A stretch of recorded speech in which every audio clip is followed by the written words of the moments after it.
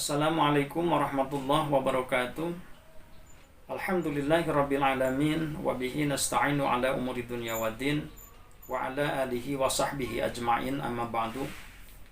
Kaum muslimin rahimakumullah, berkaitan dengan pelaksanaan sholat Idul Fitri yang dilaksanakan di rumah bersama keluarga karena dalam kondisi wabah seperti saat ini muncul beberapa pertanyaan dari masyarakat, dari jamaah mengenai hal tersebut. Yang pertama, bagaimana cara melaksanakan sholat Idul Fitri di rumah bersama keluarga. Kemudian yang kedua, apakah sholat Idul Fitri bisa dilaksanakan secara munfaridan atau sendiri di rumah. Nah ini kita mencoba untuk sama-sama melihat bagaimana apabila pelaksanaan sholat Idul Fitri dilaksanakan berjamaah bersama keluarga di rumah atau sendiri dilaksanakan di rumah. Pada prinsipnya sama seperti halnya kita melaksanakan sholat Idul Fitri seperti biasa. Sebelumnya kita melaksanakan sunnah-sunnahnya terlebih dahulu, yaitu dengan mandi, mandi sunnah sebelum sholat Id, kemudian menggunakan pakaian yang dianggap terbaik, terlebih kalau pakaian itu baru. Yang penting pakaian itu suci dan bersih, bisa dilaksanakan untuk sholat. Juga disunnahkan untuk menggunakan wangi-wangian. Kemudian sebelum sholat juga disunnahkan untuk makan terlebih dahulu, walaupun sedikit. Makannya ya apa saja, apakah makan nasi ataukah cemilan dan lain sebagainya. Itu sebagai pertanda bahwa hari itu tidak dilaksanakan puasa sekaitan dengan Idul Fitri. Kemudian apabila sholat dilaksanakan secara berjamaah bersama keluarga, setidaknya ada 4 orang. Yang pertama posisinya tentu sebagai imam, kemudian yang 3-nya sebagai makmum. Bisa juga diantara yang makmum itu 1 orang ditunjuk sebagai Bilal, di mana sebelum berdiri melaksanakan sholat terlebih dahulu ada aba-aba atau kode dengan seruan mengucapkan as-salatul jami'ah, as-salatul jami'ah, as-salatul jami'ah li'idil fitri rahimakumullah. Kemudian dijawab oleh makmum, as-salatu la ilaha illallah. Baru setelah itu berdiri, kemudian imam memimpin untuk sholat Id dan dimulai dengan bacaan niat. Bagi imam, niatnya usalli sunnatan li'idil fitri rak'ataini mustaqbilal qiblati imaman lillahi ta'ala. Adapun untuk makmum, usalli sunnatan li'idil fitri rak'ataini mustaqbilal qiblah ma'muman lillahi ta'ala. Allahu Akbar.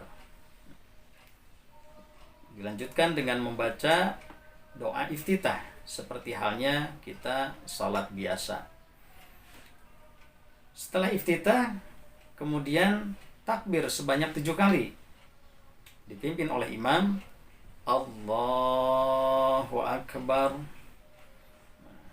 Antara takbir 1 dengan takbir berikutnya itu diselingi dengan bacaan subhanallah walhamdulillah wala ilaha illallah wallahu akbar.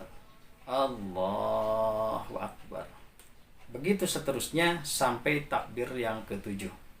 Setelah takbir yang ke-7, tidak lagi membaca subhanallah yang tadi, tetapi dilangsungkan dengan membaca suratul Fatihah sampai selesai. Kemudian dilanjut dengan surah, membaca surah. Dianjurkan ini surah yang dibaca adalah surah Al-A'la di dalam rakaat yang pertama ini. Tetapi adapun jika tidak hafal, ya boleh saja dengan surah-surah yang lain yang memang dianggap paling hafal oleh imam. Kemudian setelah baca surah, ruku dengan bacaannya seperti biasa, kemudian i'tidal dengan bacaannya seperti biasa, sujud, duduk di antara dua sujud, sujud lagi dengan bacaan seperti biasa, kemudian berdiri untuk rakaat berikutnya yang kedua. Di dalam rakaat yang kedua, ini takbir dilaksanakan sebanyak 5 kali. Allahu Akbar. Yang pertama, takbir, antara takbir satu dengan takbir yang lainnya diselingi seperti tadi dengan bacaan subhanallah walhamdulillah wala ilaha illallah wallahu akbar. Selepas takbir yang kelima, tidak lagi membaca itu, tetapi langsung masuk kepada bacaan suratul Fatihah.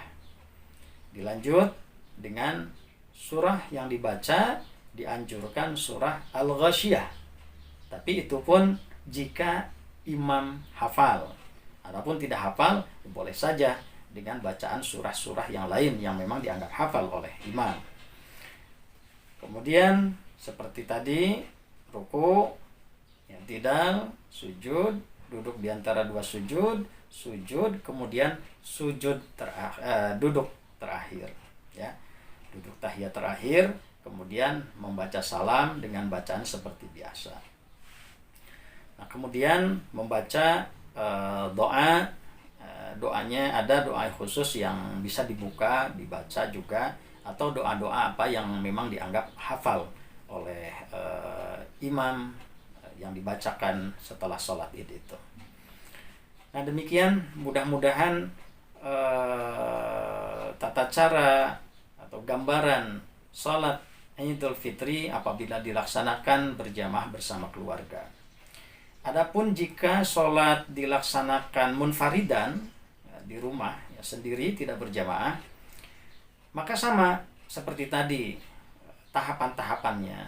Tetapi yang membedakannya apabila sholat munfaridan, kalau tadi sholat jamaah itu mau dilanjut dengan khutbah Idul Fitri, silahkan, ya. Salah satu di antara makmum laki-laki ada yang ditugaskan sebagai khatib, atau imam merangkap sebagai khatib untuk menyampaikan khutbah Idul Fitrinya. Silakan, boleh-boleh saja. Tetapi untuk yang tidak dilaksanakan pun, atau tidak ada yang bisa khutbah, misalkan dalam satu keluarga itu, ya boleh saja tanpa ada khutbah. Adapun niatnya untuk yang sholat munfaridan, usolli sunnatan li'idil fitri raq'ataini mustaqbilal qiblah adaan lillahi ta'ala. Kemudian bagi yang sholat munfaridan tidak berjamaah, maka bacaannya itu tidak perlu untuk dizaharkan, ya, tidak perlu untuk dikeraskan bacaannya. Kemudian juga tentu tidak ada khutbah, ya, apabila sholat dilaksanakan munfaridan. Kaum muslimin rahimakumullah, demikianlah gambaran sholat Idul Fitri apabila dilaksanakan berjamaah bersama keluarga di rumah, ataupun dilaksanakan di rumah secara sendiri. Mudah-mudahan amal ibadah kita senantiasa diterima Allah Subhanahu wa Ta'ala. Insyaallah Allah Maha Tahu apa yang kita lakukan, dengan tentunya niat kita tulus, niat kita taqarrub kepada Allah Subhanahu wa Ta'ala, niat kita membesarkan nama Allah, mengagungkan asma Allah. Mudah-mudahan amal ibadah kita senantiasa diterima oleh Allah Subhanahu wa Ta'ala. Demikian, mudah-mudahan ada manfaatnya. Billahi taufiq hidayah. Assalamualaikum warahmatullahi wabarakatuh.